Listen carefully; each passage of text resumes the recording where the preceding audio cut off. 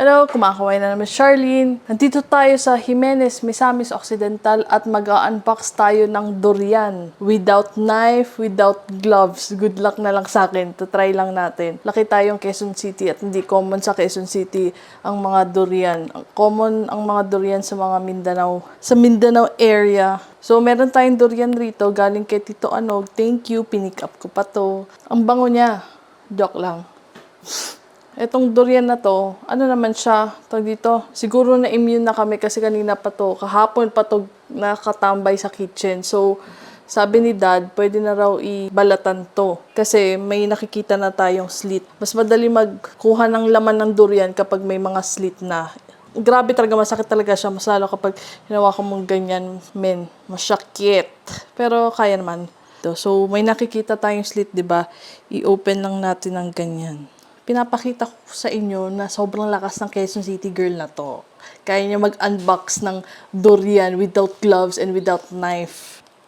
Aray! Ingat-ingat lang naman.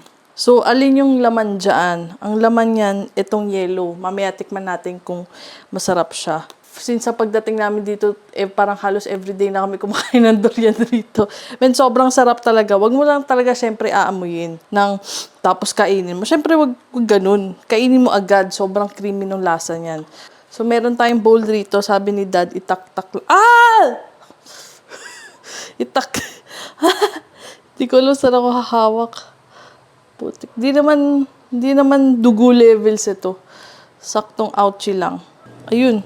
Nataktak na natin. Ganun lang kadali. Tataktak mo lang at bababa na siya. May natira pa ng konti. Kainin na natin. Sarap. Ganyan na yung itsura ng empty. Wait, there's more. Meron pa yan sa loob. So, dito sa baba or sa taas, basta dyan sa gitna, hanap ka ulit ng slit para ma-open mo yung ibang durian meat niya. Sakit na. Dumugo. Gulat ako dun. Sakit. Saktong isang dugo lang. Subukan natin open up yan. At boom, shakalaka. Meron pang more durian. More durian meat. Uy, lami kaayo yung mga ganyan. Kukunin mo na yan Kainin mo, no. Kasi tak-tak. Ay! Tignan mo, tatak. Nalaglag lang. Sarap. So, kapag ganyan pa yung itsura niyan, feel mo meron pa yan. Meron pa nga talaga yan. Hanap ka ulit ng slit, tapos i-open up. I-open up mo. Ayan o. Yay! Ayan o. Kapag yung mga ganyan na, wala na yan. Kapag nararamdaman mo na yung fingers mo in between, yan, wala na yan. Out na to. Ito. Lagyan na natin sa bowl. Tak-tak mo lang. Itak-tak mo. Kapag walang handle to, yung itong handle, sobrang useful ng mga gantong handle. Kasi di mo talaga alam kung saan mo hahawakan yan. Kapag nafe-feel mo na yung in-between yung fingers mo dyan, yan, wala na yan. So, ito. Mukhang meron pa yan, di ba? Pero kapag nararamdaman mo yung fingers mo dyan, wala na yan. Out na to. So, ito, meron pa tayong ayan o. Ayan o, meron pa yan sa loob. So, hanap ulit tayo ng slit. Basta hinog, madali lang magkuha ng durian meat. So, itaktak ulit natin. Aray! Ganyan-ganyan mo. So, wala na. Yan na yun. At sa ganito kaliit na durian, ito yung nakuha natin na durian meat. Masarap to kapag malamig. Pero bago mo ilagay sa ref, ibalot mo mabuti kasi mangangamoy lahat ng bagay sa ref ng durian. Pati yung tubig mo mangangamoy durian. So, ibalot mo mabuti, isil mo mabuti. Maganda siguro yung lock and lock, tapos saka mo i-ref. Siguro may lock and lock.